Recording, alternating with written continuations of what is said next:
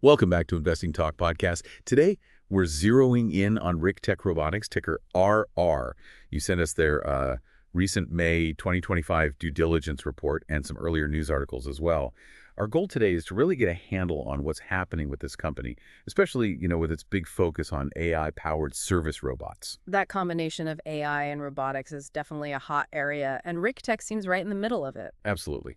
So let's maybe start with the big picture. Mm-hmm. Richtech Robotics. They use a hybrid model, selling, leasing, and servicing these AI robots, mainly for hospitality, healthcare, and food service. And our info goes up to May 2025, so we're seeing some pretty current stuff. That hybrid approach, it often makes sense in this market. It gives clients different ways in, depending on their budgets and needs. Okay, let's dig into the numbers a bit, the financials. So for the 12 months ending May 2025, revenue was about $4.4 million. Okay. But the thing that jumps out is, that's down, down 50.77% compared to the year before. Wow, 50%. That's a really big drop.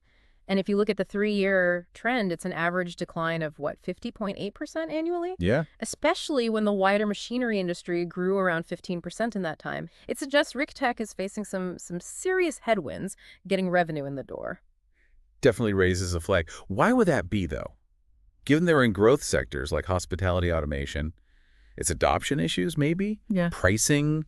The sources don't spell it out, but yeah, those are the questions you start asking with numbers like these. Long sales cycles, perhaps, for robotic systems. Maybe. And it continues with profitability, or lack thereof. Their earnings per share, consistently negative. Q4 2024 was minus 4 cents. Right. And the annual EPS growth rate, minus 282%. Oof. So obviously no useful PE ratio with negative earnings reinforces they're not making money yet. But interestingly, despite all that, their debt to equity is super low, 0.02. They're carrying hardly any debt. That is interesting. And it's a positive for sure. It gives them flexibility, especially if they're burning cash. Though you could also ask, are they maybe not using leverage enough to fuel growth? Kind of depends on their strategy. That's a fair question. And return on equity is also negative, minus 18%. Which isn't great. No. Unfortunately, the sources we have don't show free cash flow data. So as always, you might want to dig into their latest 10K filings on sec.gov for that. FCF would really show if they're generating cash internally. Vital for R&D heavy companies. Absolutely. Knowing their cash burn versus their reserves, that's critical for figuring out their runway. Okay, let's shift gears. What's actually driving the business? What's the story? The key thing seems to be this partnership with NVIDIA. For the AI side of things. NVIDIA is a big name in AI. They're claiming 95% accuracy in detecting movement for their robots. That NVIDIA link could be a real advantage. In places like hotels or hospitals, robots need to be precise, right? Unpredictable environments. That 95% claim, if it holds up, that's a strong selling point. It implies some pretty sophisticated tech, sensor fusion, machine learning. And they're positioning themselves as a solution for labor shortages. Hospitality, healthcare, we know those are big issues. Tapping into a real market need there. Makes sense. So market position, they're kind of a challenger, right? Focused on these niches within hospitality automation mostly. Yeah, seems like it. Not trying to be everything to everyone yet. And the overall industry trends are favorable. AI integration, labor issues, pushing automation. True. Huge potential, but it's not without risks. High R&D costs are a given.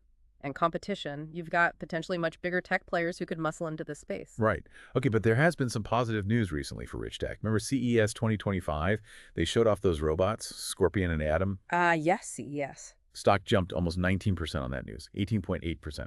Wow. Yeah, that shows the market gets excited about the tech itself. Okay. CES is a huge platform. A good showing there matters. They've also been expanding. New facilities in Las Vegas and Newark. Okay. The Vegas one is for manufacturing, assembly, supposed to close mid-May 2025. Big capacity boost. And Newark. Newark is going to be more for AI and the robotics platform development. Splitting functions. Vegas for production. Newark may be closer to tech talent for R&D. Seems logical. Shows they're planning to scale up. And they got a buy rating, too. H.C. Wainwright, back in April 2025, set a $3.50 target price. An analyst buy rating adds a bit of positive sentiment, yeah. Always good to look at the why behind the rating, of course. Also, this is kind of interesting. They launched their own brand, a coffee and tea place in Vegas. Coffee and D. Really? Yeah, and it uses their Atom robot tech. So, like a real-world demo. That's smart. A living showroom. Potential clients can see the robots actually working in a customer-facing business. proof of concept. Seems like it. And all this positive news seemed to boost the stock at different points. There was that 10.5% jump on April 24th linked to the AI stuff and extension news. And earlier, back in February, about a 6% rise. That followed news on a global tech partnership and the Cluffy launch. So the market is definitely reacting to these announcements, which is typical for growth stocks, but also signals volatility. Exactly. Which brings us to the concerns and risks. Because it's not all smooth sailing. Those sustained losses reflected in a really high negative net margin, minus 203.6%. Yeah, that shows expenses are just way higher than revenue right now. Profitability is a major hurdle. And then there's the valuation, price-to-book ratio, 53.75. Whoa, 53. That's very high. Suggests the market's pricing in a lot of future growth compared to its current asset value. Could mean it's overvalued, right? Yeah. Especially with falling revenue and no profits. High expectations baked in. Definitely carries risk if they don't meet those expectations. It's a big premium. They don't pay dividends either, 0% yield. Expected for a growth company reinvesting everything, but worth noting for income investors. And the stock itself, highly volatile, beta of 3.77, moves way more than the market. That high beta reflects the uncertainty, yeah. Both the potential upside and the risks. Plus, you've got the general risk of relying on robotics adoption. It's still an emerging field, kind of speculative. The whole industry needs to keep growing for them to succeed long term. We also saw net insider selling, about $760,000 over the last 2 years. Insider selling needs context. People sell for many reasons. But it's a data point investors watch. Doesn't automatically mean bad news, but it warrants attention. True. And finally, reliance on emerging markets. Potential operational risks from scaling fast, like their Ghost Kitchens partnership. Expanding quickly, especially overseas or into new models like Ghost Kitchens, brings challenges. Execution risk. Managing that growth is key. From the top, the CEO, Zhenwu Huang, seems he's often associated with these stock surges. His leadership seems closely watched. Strong leadership communication is crucial for companies like this. Building investor confidence. Analyst sentiment, beyond that one buy rating. The sources mentioned strategic diversification as a potential plus, maybe moving beyond just hospitality. Diversifying applications, maybe more into healthcare with their MedBot, could make them more resilient, less reliant on one sector. Makes sense. How do they stack up against peers?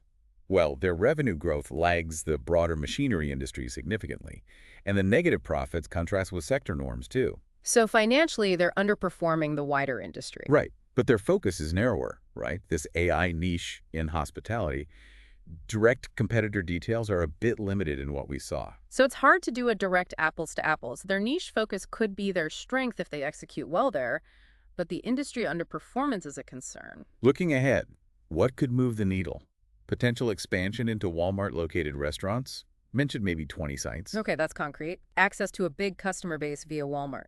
Increased adoption of their MedBot, especially with healthcare labor shortages persisting. Yeah, that seems like a logical growth area given the need. And maybe an IPO, or a secondary offering to raise more cash for growth. Raising capital could definitely fuel expansion in R&D. Those are significant potential catalysts to watch. So let's wrap this up. Richtech Robotics.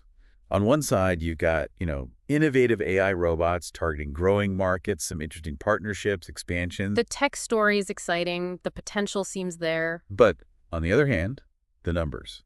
Significant revenue drop, consistent losses, that really high valuation, insider selling. It raises serious questions about financial health and the current price. It's that classic emerging tech dilemma, isn't it? Exciting potential versus harsh financial reality.